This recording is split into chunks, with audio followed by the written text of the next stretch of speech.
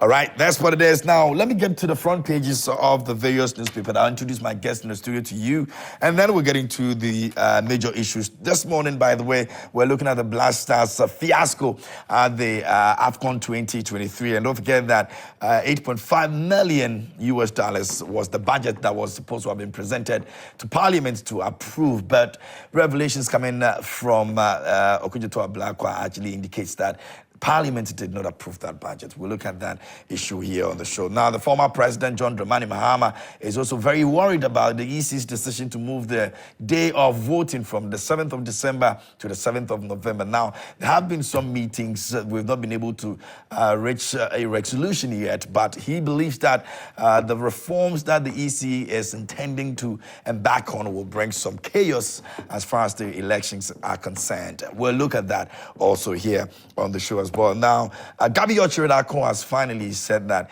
he's retired from domestic politics. And yesterday, somebody was asking me, what is domestic politics?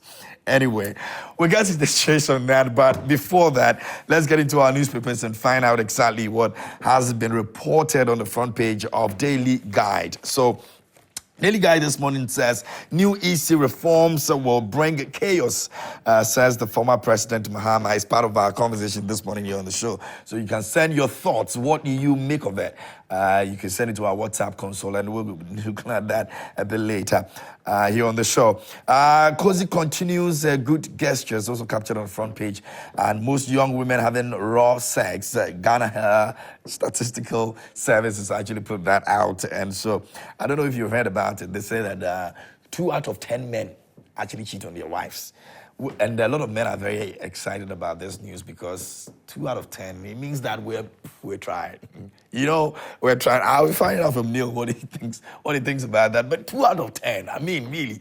And about 80% or so, I'll get that right and let you know. About 80% of women are in some hot waters. I'll tell you about that. So, men, we're not doing that bad. You know, the women makes us think that we're the evil, you know, but we're not that evil, all right? So, yeah, clap for Men, clap for yourselves. British government applauds Ghana and Major Mahama trial catalyst for change. That's the Daily Guide for today. Somewhere in the middle page, let me see if I can get some entertainment real quick, but we don't have, we don't have that over there. But Walker remains City captain, South Africa stand World Cup darlings, and the day begs after AFCON fiasco, and Rashford needs discipline. Those are the stories at the back page of the Daily Guide. And I'm sure you may have seen the day I use apology to Ghanaians. I don't know what you make of it, but you can send us what you make of it, and we'll take a look at that as well. The Daily Statement this morning says that aid can't solve Africa's problem. Akufo-Addo says continent prosperity will benefit the whole world, yet we still go there each and every day. We've not been able to even look at what we have to, turn things around for our own good, sadly. Dr. Fred Chea Samoa urges NPP unity for 2024 victory. Ghana seals automotive tech agreements with the UK. Benao say Asari, our focus is to make Bawumia president, and GGSA to modernize the earthquake monitoring system. That's the Daily Statement this morning. At the back page, it says Barry Robson, Aberdeen SAC manager, saying 8th place is unacceptable. Spiritual backing key to Ghana's success, and the Kwesinya Atechi says for Amoinin. And that's the Daily Statement for today. Let me move on to the ABC News, and it says soldier nabbed in 136K recruitment scam, and also clean cooking advocate Samira Bawumia assesses prevalent cooking methods in Jamestown, page 3. It's got a story on that. Mohammed's 24-hour economy, hollow slogan or solid policy is a very big question mark over there. Page 5 has got a story on that. You can read about it. NPA revises mode of LPG importation to reduce cost and improve the efficiency. Page 3 has got a story on that as well. So that's the front page of the ABC News. Away from that, let's go to the Anchor. The Anchor says that top security chiefs go partisan. Former IGP CID boss Kofi Boakye joined opposition campaign, and he was spotted at the 24-hour economic campaign that happened in Kumasi. And ever since that happened, a lot of people have raised so many questions whether he's joined the NDC or not. Well, he's not come out. Joy News actually tried to have an interview with him and he declined that interview. But whatever it is, well, we're here.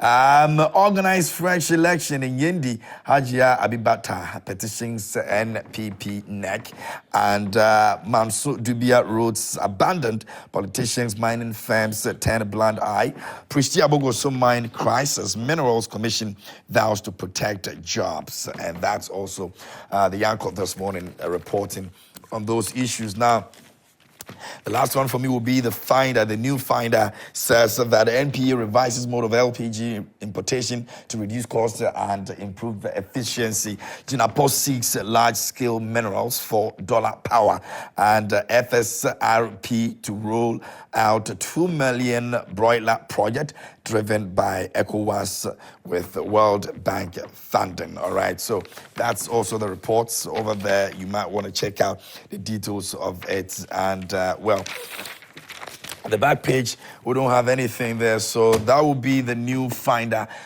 for today as well. So wraps up for our newspapers and the front pages. Now we'll move on to our very major issues that we're taking a look at. You can send your messages to us on our WhatsApp.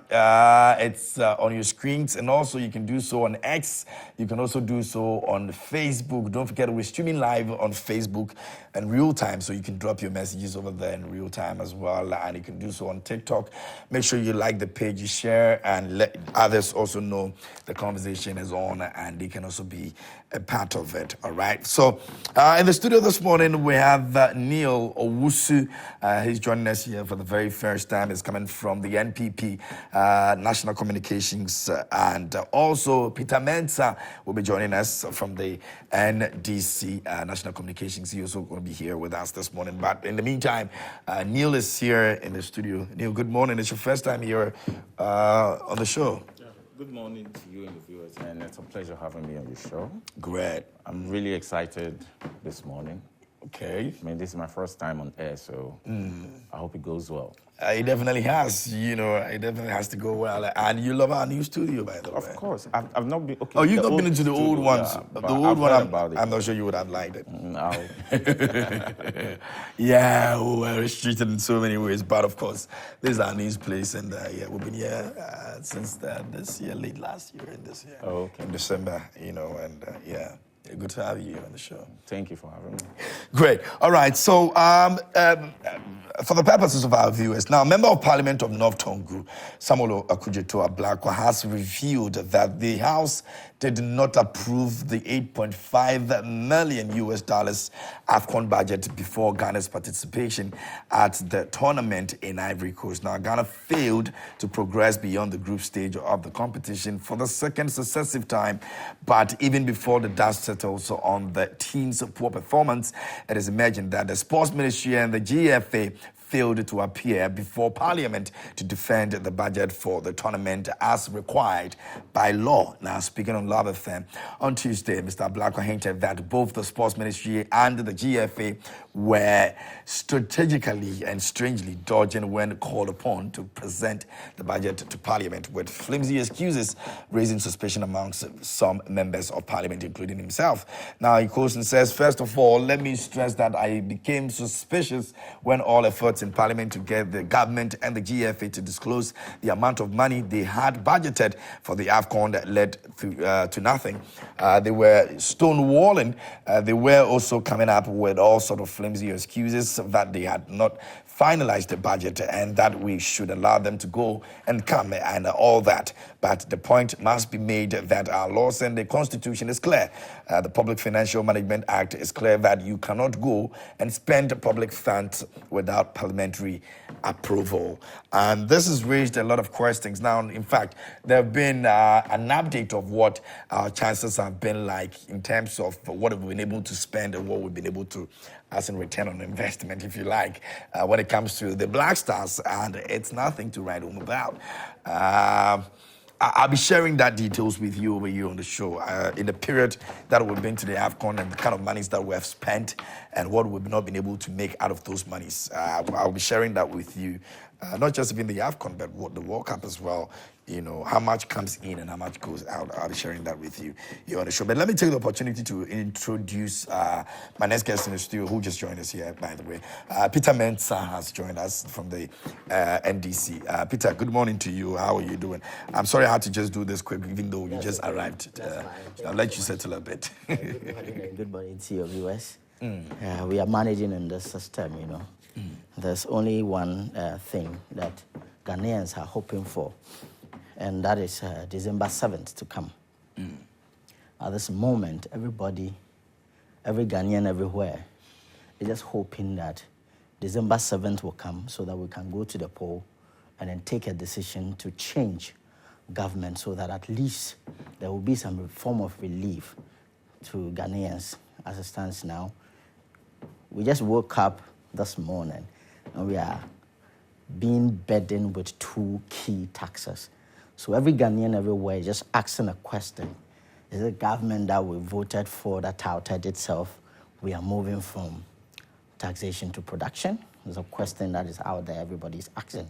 And I believe my brother here equally will be asking such questions. So this morning, if he asks if I'm okay, we have gift of life, okay? We thank God that we have gift of life. However, the system, we have to be honest to ourselves that we are living in hard times, that leaders must come to our rescue. But when you have leaders who are not sensitive to the plight of Ghanaians, there's no way they will come to your rescue. The only thing is that let's change said leaders so that at least those who have at least some sensitiveness towards our plight will take over, and then we'll know that some relief will come. So the only hope, as I said, is that December 7th will come, that we'll go to the poll and change this clueless government.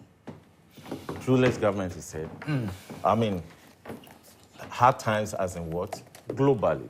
We have hard times globally. So you can't just relate it to only our country because we don't exist in vacuum. You get me? So the hard times is global. And for December 7th, whatever the date is going to be agreed on by IPAC, we're going to see who the Ghanaian populace will be voting for. I believe we will retain power. I believe His Excellency Nana Addo Dankwa Akufo-Addo has done enough, despite the economic crisis we've been through. And I believe whatever the date is being set to, he's going to hand over to Dr. Muhammadu Bawumia. And he's going to be our next president. Okay, are you not surprised at him that he said President Akufo-Addo has done enough for Ghanaians? Of course. Free SHS is there for us. Without due respect. No. Free SHS is without due respect. There are several things that can be mentioned. We are responsible to the citizens. And the citizens who are feeling the heat of your incompetence knows what you have done. Crisis. Without due respect. Global crisis. As mentioned in the CPR report. The point here is that when you go out there, I know your reporters have been going out, and they can pick out the realities from Ghanaians. It's global. So it is the citizens who will tell you whether you've done well, whether you really live up to expectation, whether all the promises you made to them, you've been able to achieve them. So when you sit here and talk about, you can talk about that. Those are abstract. You see, those are abstract. Of course, fine. Those we are have financial abstract. issues, and you can engage in such abstract. And the reality is that Ghana. The reality is that Ghanaians are feeling the heat. When you go to Mokala market right now, when you go to KJT market now, when you go to Kakeshi market now, and you engage the market women, they will tell you that hitherto, dollar to CD was 4 Ghana cedis. Today, dollar to CD is 12 Ghana cedis. It is affecting businesses in the country. When you compare inflation rate, irrespective of how it has come down, it is really affecting business. You know, the global businesses are going up. So you can sit here and then you see, deceive yourself. Deceive yourself. But the reality is inflation is being faced by Ghanaians out there. So for me, I don't want to engage in this. Our citizens. Let's go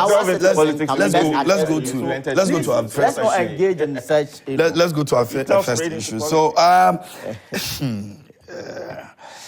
now let me give you a background of how our appearance at the AFCON has been over the time from 2012 to 2023. So in 2012, now as against the budgets as against how much we get from participating in the AFCON. And so in 2012, the budget Ghana actually took to the AFCON was 5.5 million US dollars. 5.5 million US dollars. Now, the AFCON prize money that we were supposed to have received was 1.5 million. 1.5 million. So it is our budget to the AFCON and what you get from the AFCON. So that's what we got in 2012. Now in 2013, 5.8 million is our budget that the GFA took to the AFCON, and the prize money was 1.5 million. 1.5 million. In 2015, we took 4.7 million. And I'm still speaking in dollars, with $4.7 million. And the prize money for the AFCON was 1.5 million. So you can see that the 1.5 has remained for 3 periods. And then in 2017, we decided to go with 3.4 million. And then the AFCON prize was 4 million. So we're not too sure what exactly happened in 2017 that, contributed to this. That was a decline from the usual high budget that we're using. That is as against the AFCON prize money. Now, in 2019, we took 6.3 million, and the prize money was 4.5 million. 4.5 million. In 2021, the budget was 5 million, and the AFCON prize money was 5 million as well. And in 2023, we budgeted 8.5 million, and we're supposed to have made 7 million from the AFCON. So 8.5 million, which is like you're sending close to exactly what you'll be getting from participating in the AFCON. So that is what the entire body is giving you. The 7 million is the entire CAF is giving you, and your budget you're taking to the AFCON is more than the budget the entire CAF body is giving you. And this was not approved by budget, according to the report that is coming from Otchere-Darko. Let me begin with you, Neil. What do you make of this? I'd like to say good morning to your viewers again. Now, when you take a look at the budget, okay, I'm going to start with the Black Stars in itself, because if we had qualified, we would be meeting. We would have met DR Congo, then afterwards Guinea. Yeah. So it would have been a straight qualification to the semi-finals. Now we are all heartbeat. I mean, we are really sad about the turn-off event in AFCON. And this is the reason why Honorable Otchere-Darko is trying to rile up our sentiments. And this budget that is being set off, no budget, I don't think there's any budget in this country that all the amounts budgeted for has been expended. You've had issues with this budget, and you say they're going to set up a parliamentary probe into it. Definitely there will be a committee set up. Definitely. The minister will be invited to Parliament, and he will come. They've been back how many weeks now? I think 2 weeks, if I'm not mistaken. For anybody to make an account? Of course, they're going to prepare themselves, and definitely they can use 2 weeks to do that. Maybe they are still on it. Who knows? But definitely, I don't think the minister would avoid coming to Parliament. And let's take a look at all the budgets since 2012. As per your data, the data you just provided. Yeah. 2012, 5.5 million by the NDC, which was 2012 in NDC, and the prize money was 1.5 million. Yeah.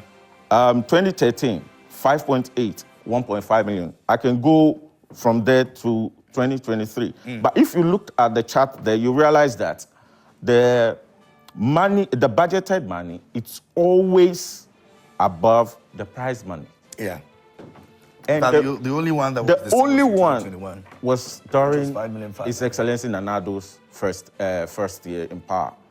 Now, the reason this money is always above the prize, the prize being given by CAF is that we don't invest in the Black Stars just for the sake of investment. We invest in them because we want prestige as a country. We want them to perform and sell our country to the world. Now, $8.5 million is what has been budgeted for. allegedly budgeted for this campaign. Now, when you look at 2023, $5.8 million was budgeted for the NDC. And if you look at the global inflation currently is 8.7%, which is being predicted to go down to 6.8%. In 2013, the global inflation rate was 2.62.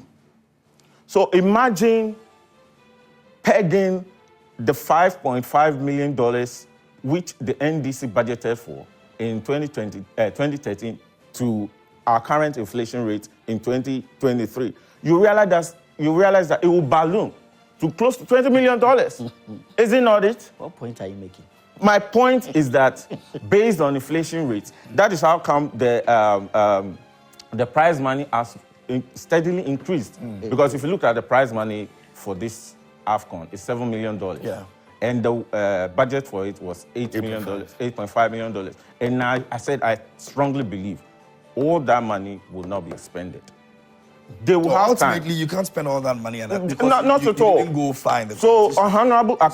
So we're saying that. So if they had gone far, this is the amount of money they will be spending. If we had gone further in the spending competition, 8.5 million. I don't think we would have spent 8.5 million. So why do you budget for money you think you will not be able to expend? No. You see, when you prepare budget, you prepare it for the whole competition. Exactly. That is expecting that you're going to win the trophy. Exactly. Now, but this is 8.5 million we're talking about. Allegedly. Fine. But allegedly. No, I mean, I'm not going to saying allegedly throughout the processes. Yeah. I've said that that's the alleged money that was put out there. So we all know that. What I'm saying is the 8.5 million that was budgeted for, what exactly the Black Stars needed for the entire competition. So have you heard the minister coming out to say we spent all the monies? No, but I'm saying that the question right now we're raising is even the issue of Parliament not approving this. But in the first place, is that the kind of money we need to go to the AFCON throughout the entire? Listen, inflation rate across the globe is high. So other countries are also facing the same. Other countries are also. Are you aware that most of the countries that went to the AFCON spent less than what we spent? No, that's what I'm saying. You don't know how much has been expended. And I'm saying if we don't even have to get to that point, it's not about we were taking 10 million. I'm also saying this 8.5 million is an alleged money. It's not yet proven. It's alleged. And Honorable Otchere-Darko wants to rile up our sentiments. That is why he's posting. So you think he's making a fuss about this? Oh, for me. What about for me personally? If we take a look at all the other years, when has budget for sports ministry been taken to Parliament before AFCON? Which year? No, tell me. 20 what? Wait. So are you justifying that? I'm not that justifying. It's okay for we to say that whether MPP or NDC, if you don't because this is constitutional. Listen, whether MPP or NDC, we've always invested in the Black Stars, and the monies we've always invested in the Black Stars over the years has always been above the prize money, except for the first year. And it's okay that it doesn't go to Parliament. That's what you think. It's not kind of okay if it didn't go to Parliament, but then you're justifying that. You're stating that we have not done this before. MPP, MDC, we have not done this before. So we have not done what before? We have not taken the budget to the Parliament before for the That is he saying. It's not true. So you were just saying that this is not the first time we've experienced that. No, I'm asking. But that is the case. No, I was asking. It was not approved by Parliament. And I'm asking. That is the truth. Which of the budget, the sports ministry's budget, has been approved by Parliament? And I'm asking you, are you justifying that? I'm not justifying it, but I'm just trying to tell you that the NDC is being mischievous. That's all I'm trying to tell you. They are rallying on our sentiments for underperforming in the AFCON. And with that, they've turned this thing into politics. It's even part of why our national team... A clear issue of Parliament not passing... Parliament not passed. Budget and I'm saying... Is politics? No, and I'm telling you that which of the budget has been taken to Parliament before AFCON? So if it means someone can tell me, approve of this. I'm not saying I approve of it. What I'm saying is, if you say which of the budget has been taken to Parliament for approval, and you're asking, because for me personally, I don't know. It means that you don't have a problem with this not going through. No.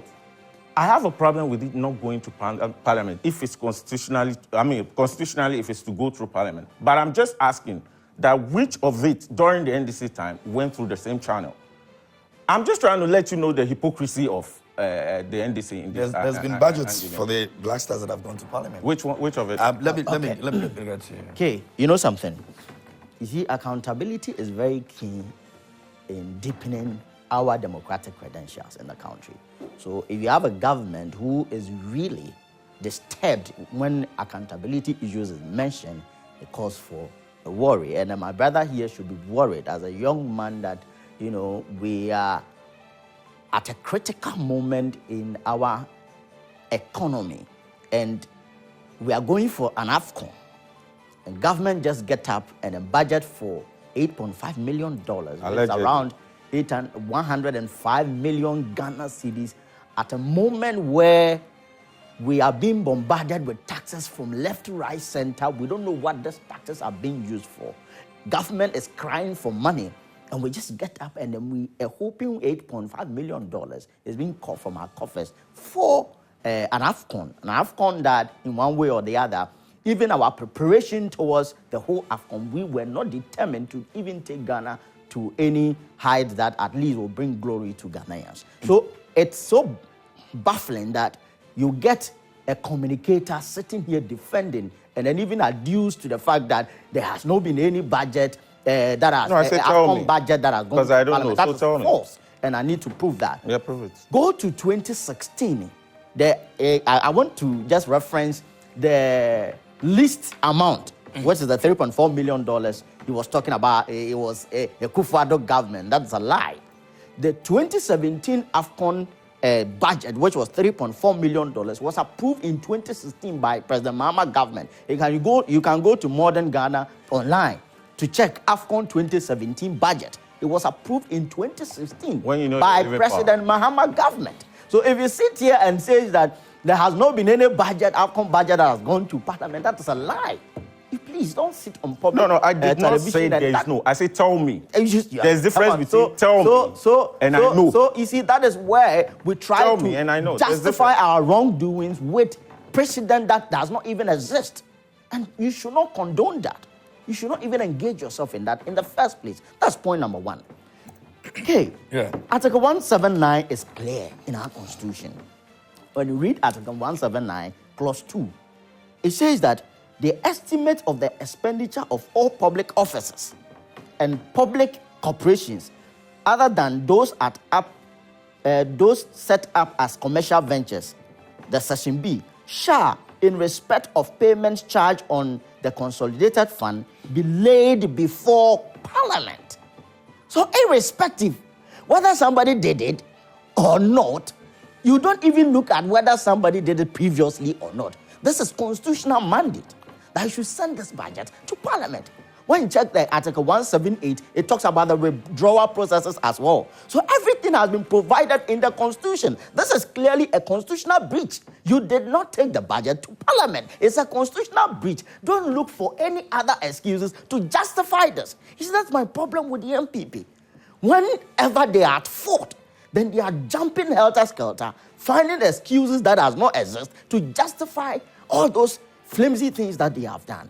That's number one. Number two, you see, what Honorable Okudzeto-Ablakwa is saying is that even with this amount, you had no proper arrangement towards spending this amount.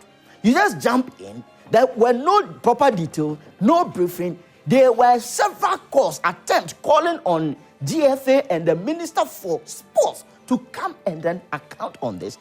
All those calls do not avail. We have gone to AFCON on 12th January 2024. The Finance Minister wrote a letter to Controller and Accountant General, and as I tell you now, as at then, $6 million has been released to the Ministry of Sports regarding this. So if you sit here and tell us, it was just a budget, and then we were not going to spend towards that. Even as at 12th January, $6 million has been released. And you could attest to the fact that that $8.5 million we are talking of excludes that impromptu $400 to 500 supporters who were aggrieved and wanted to come back home. That was not part of the budget. So if we are really going into the budget and what has been spent, I'm telling you, I'm hoping some of Ghana's money has gone astray. And what do we have here? You see, to whom much is given, much they say is expected. Let's equate all the previous analysis you were making to our performance. Go to 2010. 2010, Ghana, we went to finals. Yeah, because of Kwesi Nyatte. Please, you see all this. 2010, we went to finals. 2012, we went to semi-finals. 2013, we went to semi-finals. 2015, that you adduced that we spent about 5.8 million. We went to finals. All your AFCON tournament, it is group stage, then you're out. Group stage, then you're out. Then you go to, some of them is quarterfinals. So we went to just quarterfinal in this just ended, it's not ended, right? Group stage. Yes. Ongoing AFCON. Yeah. And then at group stage, we are out. But a whooping over $6 million has been spent already. Your budget was $8.5 million. How do you know the involvement? So please, without because you, it was when you were talking, I was quiet. Please. When you were talking, I was you. quiet. So the concern of Ghanaians is that we are at a critical economic crisis moment. Government is crying of money, and the government libido for taxation is on the rise. Taxing Ghanaians left, right, center. This morning alone, any Ghanaian using any petrol car or those tricycles, the Okadas, what have you, everybody is being charged not less than 75 Ghana cedis upwards. What have we done? Electricity tariffs, 15%. The TUC, the labor unions, what have you, everybody has tried to talk to government about this insensitive tax. They call it nuisance tax in the past. But President Akufo-Addo and Dr. Bawumia government have no sensitivity for the plight of Ghanaians today, and they are bombarding us with all those taxes. But we wake up and realize that all those taxes we are paying are being taken or being expended in ventures that has not or is not productive to the welfare of Ghanaians. So you are taking... You're budgeting $8.5 million to AFCON. And what was the intention for? What was the $8.5 million going to be used for? You were talking about other countries. Go to Namibia. Namibia budget was $1.1 million. Zambia budget was $2 million. Nigeria is still in the contest, right? Yeah. They're still in the contest. Their budget was $1.3 million. So why and how did Ghana came to the point that let's budget for $8.5 million and then let's call for $6 million to be released? The wanton dissipation of the public purse. Wasteful expenditure. You're not thinking about the price of Ghanaians. You woke up, when you finish now, the government will come in with another tax, burdening the already suffering Ghanaians. Why are you so insensitive? Why? What is the crime of Ghanaians that President Akufo-Addo said we should test him? And Ghanaians decided to test him. And you have a chairman of economic management team who will sit aloof and not look at the fact that don't budget $8.5 million to AFCON. Will not advise the sports ministry. Will not advise the finance ministry. Don't approve of this money. Why are you writing a letter for a release of $6 million? The chairman of the economic management team has no concern about the economic situation we find ourselves in. And that is so sad and so appalling. Okay. And so it's disheartening when you have some of our young men who really, it's not maybe their fault because they have been sent to come and defend the indefensible. Issues that we need to come together as Ghanaians and speak through to power and tell our leaders enough is enough. We are paying taxes. You are borrowing, but we don't know how these borrowings and the taxes are being used for. Tax accumulation in this government alone is a whopping 300 billion Ghana cedis. What's the name? Borrowings alone under President Akufo-Addo is about 500 billion Ghana cedis. In total, revenue accrued is around 800 billion. And you ask yourself, why are we in this state? It's all about wasteful expenditure. This is what we are talking of. So please, let's come together and hold our leaders responsible and accountable. If we do not do so, at the end of the day, you'll be suffering as a youth. And thankfully, we are youth. And we need to think about the future. These are young old men. They are almost fading off. So when the issues come, let's face reality and speak through to power. So at least we can be considered in all this analysis. And that's what basically we are calling for. So let's applaud Honorable Otchere-Darko for always coming out with some of these things. So at least it will come to the public domain and we'll all discuss it. And we are hoping that at least some leaders will find reasoning in this and then call some people to order. Those who are duty bearers that need to answer some critical questions, they have to answer all those critical questions. And that's what I'm calling for. You can also join us here on the show and send your messages to us on our WhatsApp line, and you can do so on Facebook as well. We're streaming live, and so you can do so in real time. I'm going to be reading them very soon, but we just started off with the very first topic, which is the AFCON, the Black Stars fiasco, and the fact that Parliament did not approve of the budget that was sent to the AFCON for this year, over 8.5 million US dollars. We'll be moving on to the next issue. If you, okay. I just want to say. Okay, so do it quick for me, and then we'll look at the budget. Allegedly, is $8.5 million. Now, when he was given his submission, he said the ministry wrote to the finance ministry, and $6 million was released to them. The ministry wrote to Sports Ministry wrote to Finance Ministry, and $6 million was released to them. Finance Minister wrote to Controller General. Wrote to Controller. Yeah, I'm going to correct that. Yeah. Finance Minister wrote to Controller. And $6 million. It was believed some of the fans were aggrieved and they wanted to so come back. $6 million. So which means $6 million from now is now moved from $8.5 million. But $6 million in cash to them. Is it not it? Or are you? No. Hold on. That was the first. Is it an extra? Or that $6 million. No. So that was. Should I give you? So a budget of $8.5 million. A budget of $8.5 million. First release was $6 million. That's what I'm talking of. Has there been any other release besides that? Of course, there will be. So we need to find out. As I said earlier, but I'm referencing a particular letter with a particular date. Hold on. As I said earlier on, I said if $8.5 million was budgeted for, I don't personally believe all that money will be expended. So as to him, let's kind of agree that the $6 million has been released to them, which means it's not $8.5 million that has been released. It will be spent because they did not last in the competition, right? That's my personal. So if they had lasted throughout that period, they would have spent. I also don't think that is why Honorable Otchere-Darko is calling for a committee to investigate. That there was miscellaneous. Those definitely there will be miscellaneous. but then I still say this shows the hypocrisy of the NDC. Can you imagine? Honorable Otchere-Darko just want to play politics with this. Fine. Whatever be the case, I believe the Minister of Sports will definitely go to Parliament at a time. Definitely, he will be there. Yeah. So this politics you are playing on our football is been the reason we are even underperforming.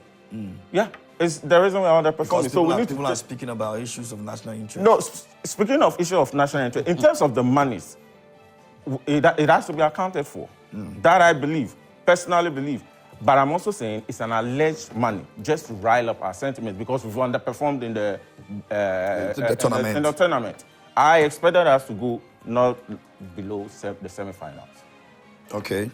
That was your expectation? That was my expectation, but I was heartbroken by the turn of events. And as to the budget going to Parliament. So every Ghanaian who feels the same way you feel have a cause to work. Yeah, and that is why I'm saying because Honorable Otchere-Darko knows that is how we are feeling currently about underperforming. That is why he's relying on this budget to rile up our sentiments. But you think it's not an issue that we're supposed to... No, it is. But I'm saying it's an alleged money. I still stand by it. It's an alleged. What if in the end the Ministry of Sports comes out and being allegations does not... You are contradicting yourself. Right? No. That's why we are in a democratic dispensation, aren't we? So we can speak about it. But I'm telling you the hypocrisy behind what he is doing. Just to paint the MPP black. So if you look at previous AFCONs, look at previous competitions we've been in. For example, the one in Brazil where $3 million was flighted. Is it not football? AFCON is not football we were playing there. $3 million being flown from here to Brazil, giving us international disgrace, all that. So is he saying he wasn't in government when these things were also happening? So let's wait for the Minister of Sports himself to come to Parliament. And it could even be that when he gets there, he will say they spent just $2.something million. Who knows? And they can refund the... Of course. Of course. We wait to see. So we should wait to see. So let's just discount this thing. But comparatively to the other nations and what they took to the AFCON, in your opinion, do you think that the 8.5 million that was requested... That is what I'm saying. Relax. Yeah, I'm going to... The alleged 8.5 million that was requested, in your opinion, you think that it was comparatively to the other nations? You see, you think that it was justified? You say what they took. No, what they requested for. What they requested for. Comparatively to the other what nations. What they requested for is and that what they also budgeted for. What they requested. You think that? And I'm saying what they requested for is that what they got?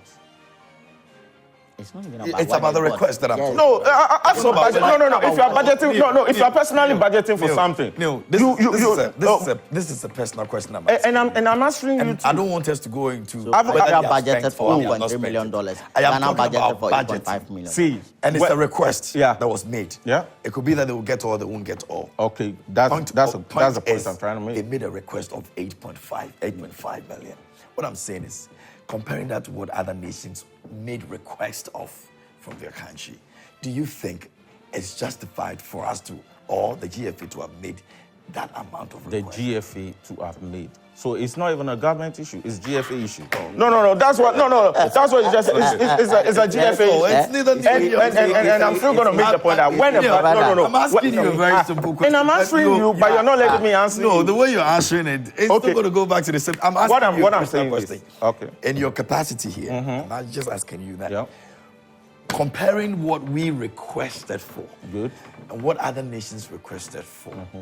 And I'm not talking about spending or whatever it is. Requested. I'm talking about requests. Because whether you like it or not, allegedly, this is the request that was made. Yeah. So you can also say Nigeria made a request of 1.3 million. Yes. It's the same thing. Yes. I am saying, in your opinion, do you think that it's justified for us to make that request, knowing that the other countries were also going there to play the same tournament you were playing? So would you give me would you let me answer the question? Yes or no? Now, when you budget for something, you take it to whoever's going to approve that budget for you, is it not it? Now, when you get there, the authority to approve that budget will definitely take a look at it and be like, no, this is not enough. I mean, this is more than enough, so you don't need this, and they'll cut it down. Is it not it? So, whatever they request for, personally, you want my personal opinion of it? Let me have a bite. I think no, I'm not done. Let me have a bite. Let me finish. You've raised a very pertinent point. What you're telling me now is the process. I'm not talking about the process. And I'm ending. Request made. And I'm ending with the request. Do you think it's justified that we made that request? I don't comparing what other nations did. Yes or no? Yes, but they may not be able to have that. Cut across all AFCONs. All AFCON budget has always been above the prize money.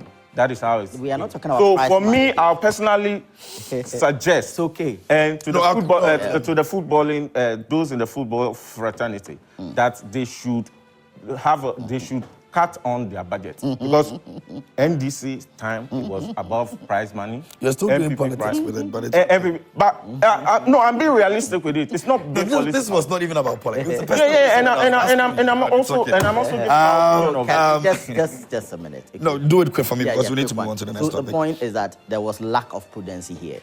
We are talking about $8.5 million as compared to $1.3 million. Your sister country, which is Nigeria. So what went into Nigeria's decision to budget for $1.3 million as compared to Ghana budgeting for $8.5 million? There was lack of prudency, and that's the bottom line. Secondly, you talk about when you prepare a budget, you take it for approval. And that's what we're saying, that they refuse to take it for the approval. Where it will be scrutinized, and then some will be cut off, they refuse to take it there. And that is the breach we are talking of here. So you on one point, with all due respect, you see, the problem with my brother here, the contradictions are too many. All right, One breath, let's you move on. think that it should have gone through the process for consideration? No, that the only one taken to the Parliament higher is the amount would have been budget, cut. isn't it? In one And he was hand, forced on the other hand, you don't see anything wrong with it. It's He's going out of power. It's okay. But the others haven't. It's okay. All other budgets We'll move on to the next issue. So, the EC is considering moving the date of voting from 7th December to 7th of November. Now, IPAC has held a series of meetings trying as much as possible to get the views of the political parties, just so they're able to conclude if this will be a possibility or not. Now, the NPP, as it stands right now, is undecided about making a decision on that. The NPP, I beg your pardon, the NPP is undecided about it. The NDC strongly is against the idea of the EC changing the date of 7th December to the 7th of November. Now, the former president, John Dramani Mahama, has commented on it, and he says that it will be chaos for a reform to be made in just 10 months to elections. Now, the EC, in an interview yesterday on Joy 99.7 FM on with Evans Mensah, the EC actually mentioned that there's a highly possibility that that date will be changed from the 7th of December to the 7th of November. Mustafa Bande actually also spoke on the issue and enumerated a series of issues that they feel and believe that is the reason they do not have to accept that decision the EC wants to make. But let's put our focus on what exactly the former president is saying. He believes that there's going to be chaos if we decide that we're going to change the date from the 7th of December to the 7th of November. Okay. You see, at this crucial moment, once again, every Ghanaian everywhere must be concerned about the processes leading to the 7th December elections. It's not only NDC, it's not only President Mahama. So it is imperative on us as Ghanaians and citizens who are concerned about democracy to speak truth to Mami Jane Mensah wherever she is. You see, after every election over the years, there are processes for reforms in our electoral processes, electoral systems. And so after election, the Electoral Commission has about 3 good years to go through all those processes of reform and come out with whatever reform that is necessary before an election year. The moment you enter election year and you try to bring out any major form of reform into our electoral system, you are calling for chaos. And that is what President Mahama is trying to point out. You see, I have no problem when Madam Jane Mensah want to embark on any reform. Whatever reform that they wanted to embark on should have been done within the 3 years. The year 2024 is critical for Ghanaians. And any mistake for Mami Jane Mensah, she will be mistaken for other things. What we are saying is that, yes, if you want to change the date of our election, which has always been December 7th, you can start your reform process and let's reserve that for 2028 elections. That is what the NDC is saying. But as far as 2024 election is concerned, don't touch the dial.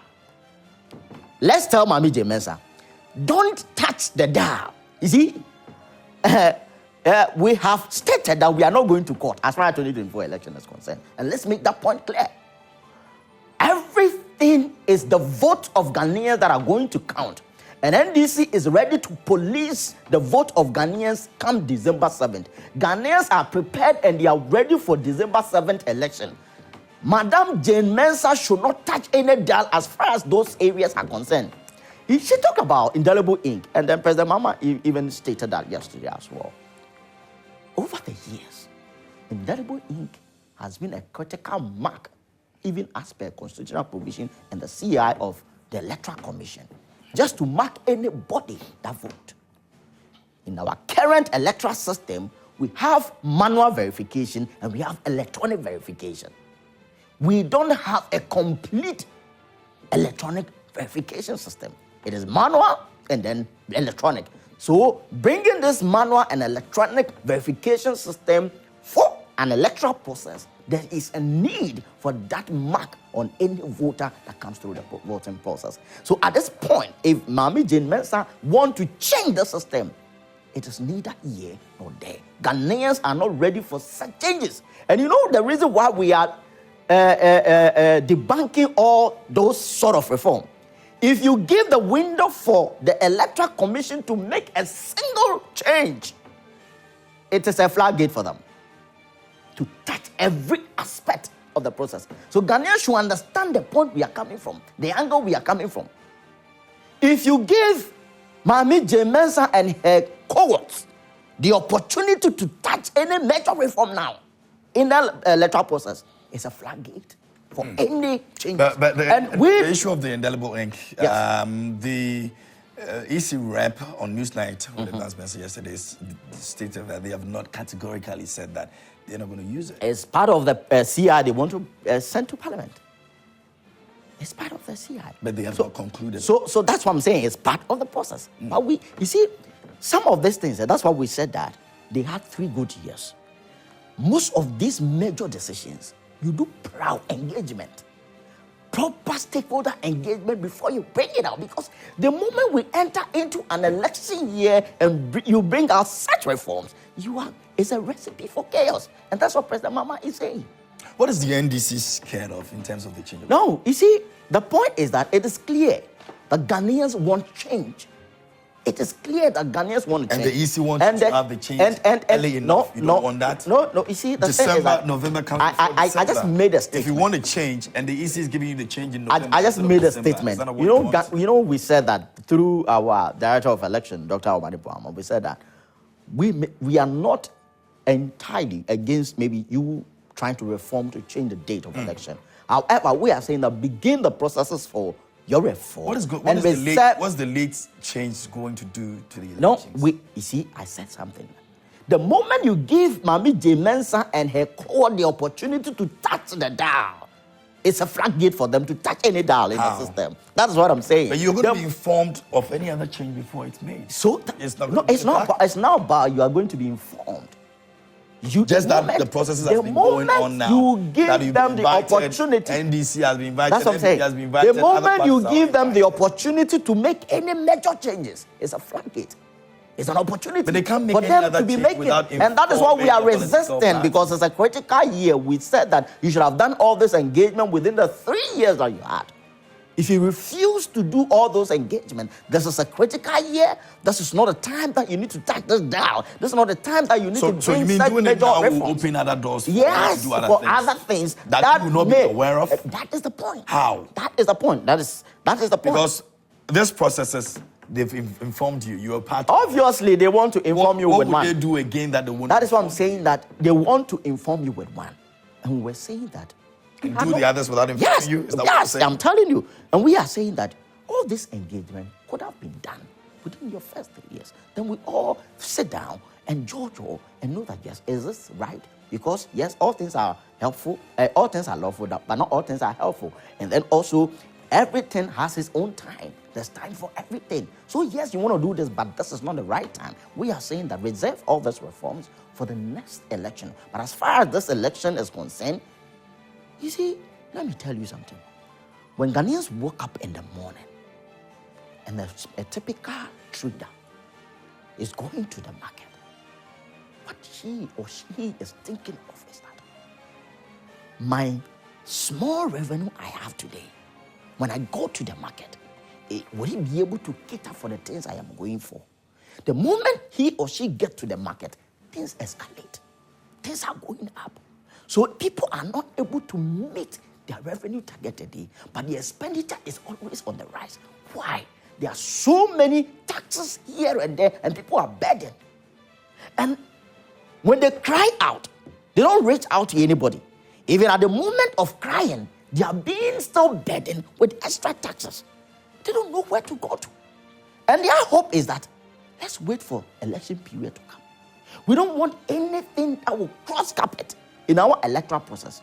So, Madam Jane Mensah, when you even go out there to engage Ghanaians, they will tell you, we don't have any problem with Madam Jane Mensah reforming the electoral system. But as far as 2024 election is concerned, Madam Jane Mensah should not touch the dial. Very well. Neil.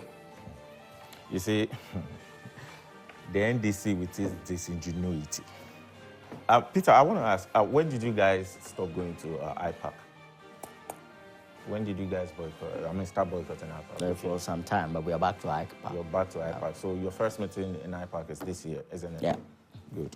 Now, you see the proposal to change the dates from December 7th to any, I repeat, any of the days in November was a proposal by the political parties. It didn't start with the EC. And this thing started in 2016 when the MPP spearheaded it, and later on the CPP wanted it moved to any of the days in November. Now, IPAC in itself is not a constitutional body. It's a body set up by the EC. It's just an advisory body. Advisory, kind of advisory. So this proposal was laid before the EC so that the dates can be considered. But then NDC boycotted IPAC for so long, like 50 years, I can't even remember. Is it not it? You are on a now, public television, NDC, so don't lie. Oh, but no, how long did you boycott like it? 15 years, right? I say 50 years, like 50 years. I'm just... Okay. So, you boycotted IPAC and wasted the time of that proposal being presented to the EC being discussed. Now you are back. You came back on the 24th or so, this January, and the proposal is still there. And whilst they were gone, they were being furnished with every meetings of the IPAC. They were also being invited, like invitation letters were being sent to them, but they refused to. Now you are back, and the proposal is being brought back by the political parties, not the EC. So I don't know why they keep attacking the EC, because it was a political parties that brought it up. Now, when they had the meeting, we had 10 political parties in IPAC. 3 of them objected to it being moved from 7th December to any of the days in November. GCPP, GUM, and NDC. But I read Honorable Fifi Kwete's letter stating that 5 of the 10 or so, if I'm not mistaken. But it was actually 3 of them, GCPP, GUM, and NDC, that were objected to the change of date. And 7 were in support of it. But the NDC, being disingenuous as they've always been, came out to present it to the Ghanaian populace that, hey, the EC wants to change things and the elections of this year. Even if you talk about chaos in itself, who told you that you're going to win 2024? No. Who told you that because there's going to be a transition from NDC to MPP, that's why there's not going to be chaos. It's going to be a smooth transition from MPP to MPP. That's my belief. And if you take a look at it, they've postponed these meetings severally because of the NDC. So it's the NDC's fault that this IPAC meeting of the change of date in December hasn't taken place. It is their fault. And by the way, if in the end the populace says we don't really want the change, I think they will be listening ears to maintain the date. And the NDC claiming that, they are going to win the election. What are they scared of? They should even insist that EC should move the thing to next week Saturday or something. Because if you so much believe that you can win the election, why be scared of just moving the date from December 7th to any of the days in November? And the days being proposed the first Monday of November or any other Mondays of it. And those Mondays will be made a holiday. So the NDC, they are... I'm even lost of words. Let me try and get some messages. And, I'm lost of words, Peter.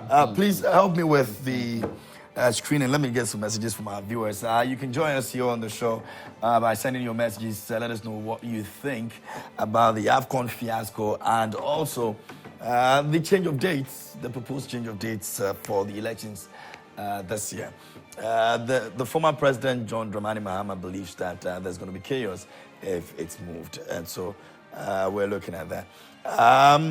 Some of the messages have come. Let me just go through them. This one over here says, when the Electoral Commission moves elections from 7th December to 7th November, kindly help me.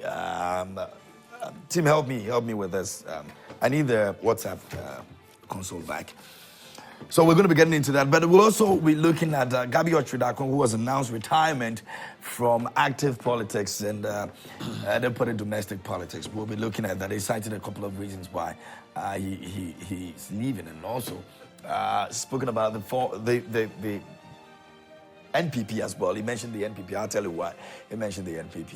Now, it says, will she also move swearing in from January 7 to December 7? The Constitution currently gives 1 month for handing over. Moving to 7th November and maintaining 7th January is giving Nanado, Baumiakan of Rata, Gabby Otchere-Darko for 2 clear months to try to clear and hide dubious and corrupt activities. Have we thought about it? 2 months is enough time to burn the evidence and bolt. I'm back. Brenda, KMJ, always on point. Shout out to your tight. Peter, congrats for bagging a new certificates, bro. Good morning, family. That's Adele, Adele Omar. We missed him yesterday. Adele, good to know you're back. We need to talk. My HR was looking for you yesterday, by the way. Good morning. Why is NPP always in bed with whatever EC proposed? And that's Chief sending in that one. This one says the excessive emissions levy imposed on Ghana's economy is detrimental, exacerbating financial burdens on businesses and hindering economic growth. Now, this regression measure not only stifles industries, but also burdens citizens, hampering their ability to thrive in an already challenging economic climate. Urgent reconsideration is essential to prevent further adverse effects on Ghana's economic stability. NPP must go. Benjamin from Akachi sent in that one. Let me go here. It says, good morning, Joy Prime Minister. Say, we thank Allah. The JDM building Ghana tour has ended successfully yesterday in the Eastern region.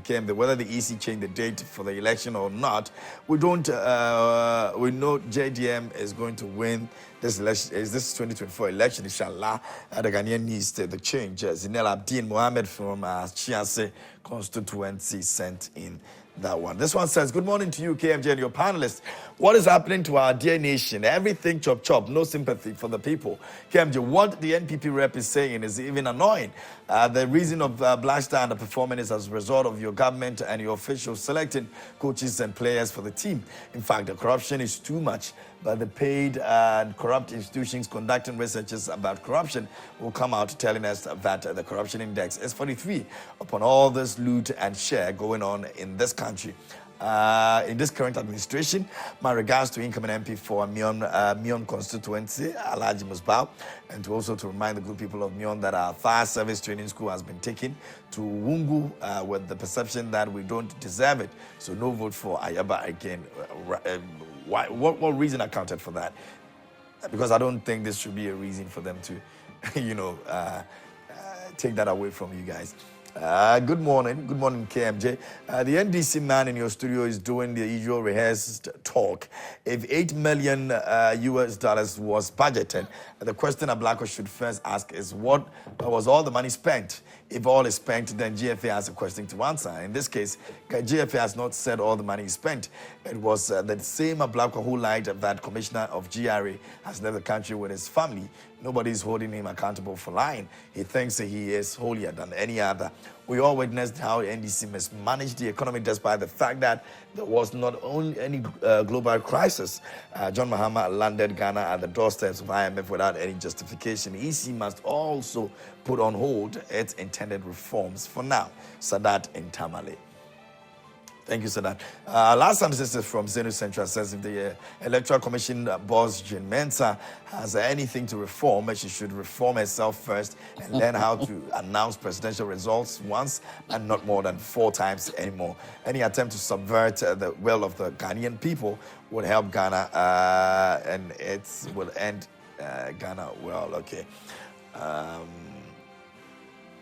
Good morning to you. I think it is time to pay very good attention to political manifestos before we vote in or accept any legitimate political party in power because we keep measuring one political party against the other, but yet still no long-term political goal or achievement. My point is that we should be very careful with unrealistic political goals. We should make sure we know the major achievement of any political party before voting in for that party to govern us. Aaron Baba Kuku Komisa sending that one all the way from Gabby Otchere-Darko. The former President Mahama should leave the Electoral Commissioner to do her work as he advised when he was president. A word to a wise, and that's from Ejini Boateng Domi Pilatu. Let me go here and see what we have. A very long one. Good morning, KMG. Let me see what I can do. You could have been in the U.S. enjoying all the time, all that life gives, but you chose to remain in Ghana to help build it despite the junk economy, and I applaud you. I believe you budgeted for the morning program before management decided to air it. Frankly, will the program be aired if your budget was way over expected income from the program? You should be asking Brenda this, not me actually. NPP thinks opportunity to serve Ghana makes Ghanaian fools who no longer use their brains and caution but party color. Just ask your account unit for how much is paid for interest and look at the tax component. This is how much sacrifices every Ghanaian is making on a daily basis, but see how it's spent, and when you question that, they tell you NDC did the same. So we should okay. Is that what governance is all about? Look at our prisons, look at our hospitals, look at our unemployment. Why are we becoming more wicked against ourselves on a daily basis? MPP communicators must know that they are communicating for government, not defending government against Ghanaians, because very soon they will come back to Ghanaians to account for their services, and Ghanaians will give their verdicts through the Constitution. Walter in Asen. Walter, thanks for asking us questions this morning, especially on Prime Morning. Alaji Hamza Pig Farm says, good morning, my brother KMJ. For God's sake, tell the NPP guy to stop attacking Honorable Ablakwa and face the reality on the ground. Communicators of the NPP should stop insulting our intelligence and credit us with the little respect we deserve in this country. The NPP is always uncomfortable when it comes to accountability. Truth be told, I don't trust this government when it comes to the management of our resources. Honorable Ablakwa is only performing his oversight responsibility as a parliamentarian. We saw how COVID funds were distributed to party functionaries in the country. Up to date, the NPP government has not been able to account to us amount we had from COVID. God have mercy. You didn't add your name to it. Okay, Hamza, sorry, I figured out. Good morning, Mr. Host. Why not allowing one by your left flow and not doing to the one you're facing? And to continue, who said he's a dead goat? Who said no government can use 4 years to rule the country? 4 years to rule the country, okay. Good morning, Mr. Host. I'm very sad about the way the gentleman in blue is talking about. Do they have to justify everything? He's a young man who ought to be tough-minded enough to defend his nation instead of his party. And I think if this nation continues to produce people like that, the nation would be purchasing its grave on an installment plan. Williams from Cape Coast, Ayifua Estate. The NPP guys behaving exactly the way the Deputy Minister of Finance behaved in public accounts. Interesting. Good morning, guys. The changes of date from 7 December to November will not change anything. NEC, you already lost the election 2024.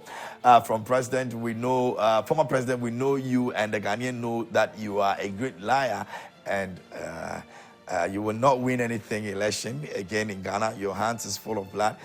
God is angry with former. Oh boy, you're not God. Good morning, KMG. I've seen different governments in Ghana. The current government of Jack Toronto and his little brother, that is Nana Addo and Bawumia, are nation wreckers. Kufuor's NPP wasn't like this. Greetings to my brother Peter Mensah for the good job being done. MPP never again. John Mahama all the way. E.A. Metal Nunu Jr. My brother, how are you doing this morning? And how is Daddy also doing this morning as well? KMJ, whether it is Ata Kambu or Ata, okay, this one I'm thinking was yesterday, or Ata Olabis or Ata Chalawete, or hey, you guys, man. So I wanted to give just on the just small one on the. So when you check the dates, Mami J. Mensah is talking about right now, you know, currently and then over the years, our electoral system is such that we have presidential and parliamentary election together, same time. So when you check Article 112, Clause 4 of the Constitution, it is clear that as for parliamentary election, it's 30 days to their expiring period, and that is in December. So the date actually is in December. So in this case, if you are proposing a 7 December for presidential election or for our election, is it that you are going to separate the parliamentary election from the presidential election? So we go different days? Yes, that's number one. Number two, if you are going to still merge the two elections, that means you need to go to parliament and have 2/3 of parliament approving of this date before you can go ahead with it. So we have two heads to cross right now. Now, are we ready as a country to split the presidential election and parliamentary election? Are we ready to bear the cost? Can government bear the cost of holding two elections? Can political parties bear the cost of holding two elections? That is part of the issues that should, concern the Electoral Commission. That before you even come out with all this, let's look into all this. That is what we are saying. You sure that has not been done already? No. If you've done this, because you need 2/3 of parliament approval before this can go through. So how have you engaged before taking this decision? So that's another point, because you need not to just get up and say you want to do anything that will be fruitless. If it is going to be fruitless, why do you engage? Why do you start it? So proper engagement and stakeholder consultation has not been done. Because if it has been done, we will not be receiving this banter from all angles, not just only here in DC. So we are saying that because of all these factors, hold on with all these processes. If the reform can continue after 2024, then in 2028 election, we can have our peaceful election, whether in December 7th. Okay. By then, possibly, we could even have the 2/3 of Parliament approving that we should change that provision in Article 1124 so that at least we can you can accommodate. So if all these are not done and you are just starting, let's change, it's just, stepping. I just want to have a quick bite. The NDC, whenever they go for IPAC meeting, they should at least, whatever, like if the discussion there was A, the letter A, they should come out before the public and say, oh, what we discussed there is A, and not Q. That we need to. That's all I just want to say. Because all this going about, I don't really want to. You know, my director of election has even stated that even going to IPAC next time, you go with a recorder and officially indicates that he's going to record, because it's so sad that they go for IPAC meeting and then decisions that are made and what is being presented to the public are quite different. So in order to set the record straight, he'll go with a recorder and he will make it known. Not that it's secret. He will go with a recorder. Let's go to our last topic for the day. And we end with, Gabby Otchere-Darko has actually said that he's not going to be into active politics. Now, in an interview, he actually stated a few reasons why he's leaving politics, but he also acknowledged the progress that has been made by the government, and his worry is that the government has not been able to really put the achievement, of what they've been able to do over the years that they've been in power, and that is his problem, one of his major issues when it comes to the party, and he believes that it's one of the reasons why he feels, he wants to even bound in the first place. But I'll start off with you, Neil. What do you make of this? Gabby Otchere-Darko. A lot of people have touted him, to be one man that has been behind the party for the longest. Some have even called him the Prime Minister. I think it's a factor. It's a personal decision. I mean, if you're a footballer and you realize that your knees aren't the way it used to be, you can't run the distance you used to run, I mean, it's time for you, to call for retirement. If he wants to go out of politics, it's his personal decision. That's all I have to say. I don't see any big deal about this. He mentioned that the party has not been able to, communication-wise, put the achievement out there like the way they were supposed to. They were supposed to. I think that's his opinion, and if the leaders, we are here to I'm here to communicate on behalf of the party. Exactly. So definitely the achievement of His Excellency Nana Addo Dankwa Akufo-Addo, which the NDC has never done half of it. We're going to project it to the Ghanaian populace. And for him retiring, it's his personal decision. That's all I have to say. Okay. So in his own words, this is what he has to say. And he says that I have retired from domestic politics, emphasizing also on the fact that he is disappointed about the narrative and expressing a major disappointment with the NPP for not recognizing the government's accomplishment. He also pointed out the difficulty of 2022 and the crisis it posed across the various sectors, emphasizing that the lack of acknowledgement for the government work is a significant disappointment. What do you make of it? Gabby, I think this is the second time I've heard him saying he's retiring from domestic politics. And yes, he has a right to. I don't know whether he's going to, when he says domestic politics, he's going to international politics. He's going to do international There's a few things that when I read that, I was just like, so the stress on the domestic politics is that he's going to do international politics or what? That's another issue to look at. But he raised a very pertinent point that I just decided to ignore. But he says that the NPP people cannot communicate their achievement. So I was just asking myself, as a young communicator of the NPP, that's the most difficult work to do in the country now, as NPP communicator. What are you communicating? What achievement?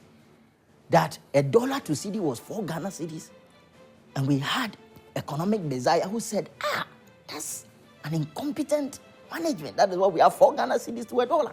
But that was years. Vote for me. That was years before. Yes. A lot of things. That was yes. So what was his postulation? Global impact. What was his postulation to the future? The dollar will contribute to what the was rise his of postulation? And that's what economists do. Okay. So as an economist, he was saying that 4 Ghana cedis. Okay. Incompetence. Today is 12 Ghana cedis. Even rose to 17 Ghana cedis under his watch. As a communicator, how is he going to defend this? Is this an achievement? Inflation even got to 50%. It's down now. Yeah, yes, I know 29%. I said my words was clear. I said even got to 50%. That's what I said. And the global inflation is also. Please allow me. You had your time. How is the communicator going to defend this? Moving from taxation to production. Now you've taxed Bola tax, e-levy, banking sector cleanup. They took a whooping 25 billion Ghana cedis to collapse banks. Young Ghanaians lost their jobs. Businesses went down. At the end of the day, this insensitive government imposed banking sector cleanup tax on Ghanaians, and we are paying. You've taxed and then you are taxing smoke. You are taxing smoke. Your incompetence is beyond repairs. How is the communicator going to communicate this to Ghanaians? How is he going to? But it's our job. Let us do what you had your bite. Allow me, please. Let us do what That is why he's saying that you can't communicate and I'm only helping you. No, you don't. I don't need your help. How are you going to I don't need your help. The vice president went to propaganda. Cape Coast. I don't need your help. The people of Cape Coast, I have good news for you. They are coming to build. We are building airport and then harbor. Today, the vice president cannot go to Cape Coast. The people of Cape Coast are waiting for the good news. How is the communicator going to convince them? Go to Ashanti region. They can see the monumental KJTR project by President Mama. Market. Severe Hospital. They can see it. Ashanti region communicators. What is the achievement of MPP in Ashanti region that outweighs that of President Mama's achievement in Ashanti region that the MPP communicator can talk of? The only achievement of Dr. Bawumia is that he has built toilet facilities. But today, as we speak, Agbogloshi people are waiting for their toilet and bathroom. Agbogloshi people are waiting for their toilet and bathroom. Tell MPP communicator to go and talk to Agbogloshi people. They will tell you Bawumia promised them toilet and bathroom. They have not gotten it. You have borrowed a whooping. Now our public debt is over 600 billion. You've added about 500 billion within 6-7 years. But how much? And we ask yourself, how much was it? How much was it? With all due respect. Because all this money you're mentioning please. Can you allow me, with all due respect? Let him finish. Whenever I am making this analysis about debt, and they bring in, how much did you add? it interests me. Assuming with the admitting that 120 billion was President Mahama debt accrued, that inflation and CD depreciation are all factored in the 120 billion that was left. Our public debt is over 600 billion now. If we compare, you've added 500 billion. Now who caused them? It's as a result of your cluelessness, your incompetence. And that is the point. When you were talking about balloon debt, when you were in opposition, what was the factors and the analysis you were making? Today, you know that there are inflation and there are currency depreciation that affect our public debt. Why are you running from your own vomit? Okay, so I am saying, please what I'm saying let me is see if I that can get some. now the most difficult work for anybody in the country now is to be an MPP communicator. That's yours. So Gabby Otchere-Darko should not bring his anger on my innocent MPP communicators. My brothers are suffering. Okay. In fact, they are suffering in government as far as communication is concerned. All right, thanks, Peter. This one says, good morning to you and your panel.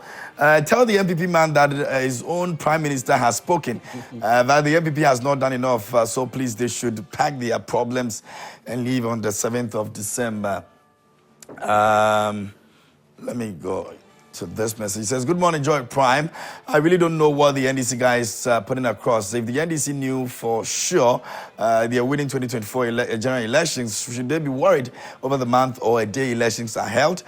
They are just making unnecessary noise. December 2024 general elections is for Dr. Bawumia and not John Dramani Mahama. And you didn't add your name to it. This one says that, good morning, KMJ. The NPP has destroyed Ghana economically, financially, educationally, morally, and democratically. What else is there for them to even destroy again? And they are still saying they want to break their eight, right? Oh, NPP, why? Just Mary from Dina. Good morning. Bawumia speak on Ghana Next Chapter, Selfish Leadership and Bold Solution for the Future on the 7th of February 2024. Inshallah, the next president of the Republic of Ghana. And this one over here says that it's only God that can save us from everything. Nurses and midwives are sitting in the house unemployed for over 3 years, just to remind the government if he has forgotten about them. National service personnel allowance unpaid, student allowance unpaid, as well as many others. Adongo from Upper East. Which of the student allowance are you talking about? National service personnel allowance are you talking about? Because I remember that. Also there, 6,000 of them. Last assistant from Zenu Central. Good morning, KMJ. The NPP guy comment is just annoying, and he should think we are all thinking like them. He shouldn't annoy us this morning with their lazy way of thinking, comparing NDC to their stealing scheme and agenda. Over 7 years in government, the NPP still have to draw NDC to anything that they have failed to achieve. What a shame. NPP never again. Okay. The abysmal performance of the Black Stars in the 2023 AFCON is utterly condemnable. The team's lack of cohesion, poor tactics, and overall overwhelming display reflect a failure in both management and player commitment. This dismal showing not only disappoints fans, but tarnishes the reputation of Ghanaian football on the continental stage. A critical assessment of the team structure and a commitment to improvement are imperative to avoid further disgrace in future competitions. Well, there's a committee that's been formed to look for a new coach, and we're in the process of actually making it better, so they say. I made an analysis of that new committee, and the head of the committee, Makado, who has been there as the vice president of the GFA and has overseen most of these processes that we're about to see again. They're going nowhere. I can tell you for a fact. Good morning. What do the former president mean by there will be chaos if the date is changed? I thought they were prepared to take over governance. Timothy in Tumu sent in that. Good morning to you all. I don't understand why NDC always blame NPP. It means NPP are working from that's from Abbas Caesar from Cape Coast. Let me read this. Maybe it probably will be the last part of one, and I'm done. Good morning, KMG. The NDC should blame itself for boycotting IPAC. They thought they were sabotaging EC, not knowing that they are doing themselves. As it stands right now. Good morning, bro. This NPP people they are not serious, but we believe that 2024 NPP will go back. Action from Aflao. And good morning, Joy Prime and your panelists. Good morning to you too as well. You just came to say good morning to us. Isn't that good? Good morning, KMJ. My name is Latif from Boko. The ECU should stop what they are doing before it will be too late. We have only one Ghana. Indeed, we have only one Ghana. Nothing will happen. Greetings to Dr. Chris Ayensu-Dankwa, incoming MP for Sikado Ketan. The EC only sees election year to make changes. Why are they willing to do it now? We Ghanaians are not happy. Stop the changes now. Albert in Kojo Krum, Sikado Ketan sent in that. Okay. You're not happy. I'm sorry when it comes to the Black Stars. I'm a bit, passionate. Yeah, I'm trying hard not to use emotional. So they tag me emotional presenter and all that. But I don't think we're supposed to be going through what we go through as a team. We can do better. I watch the AFCON every day, the ongoing AFCON every day, and I ask myself, if we had even gotten past the group stages, these teams that we're going to make, we're going to meet, are playing good football. Yes. Were we even in the capacity to go and meet them and even get more disgrace? Because the kind of football they were playing and the kind of football we were playing, if you compare them, leaving the group stages was a better option for us. And that's why I'm saying that all Ghanaians should channel their energy in supporting the Black Queens, the Black Princesses. These people are doing great. They've qualified to Colombia for the World Cup, Women's World Cup. The Princesses have done amazing works with that. The Black Queens are doing...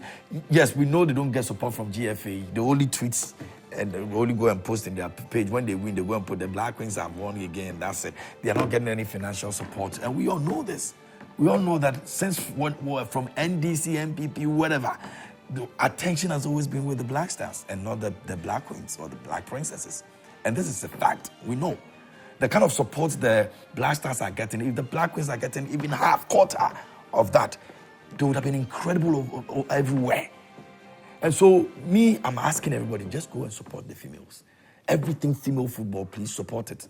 As for the Black Stars, trust me, until they dissolve a lot of things and make serious changes, they are always going to be the way they are. And that's what it is. I'm sorry, but you can't convince me to love the Black Stars. I don't hate the players. It's the management, the ministry. We have to attack those people. Leave the players. We're going to end with a video. I'll tell you about it. But let me say thank you to Neil Owusu for coming over this morning from the NPP, and also my brother Peter Mensah also coming through this morning. It's their first time here on the show, so I'm hoping that you guys will come more and then you get used to our viewers. They can be sometimes, very hard, but it's all good.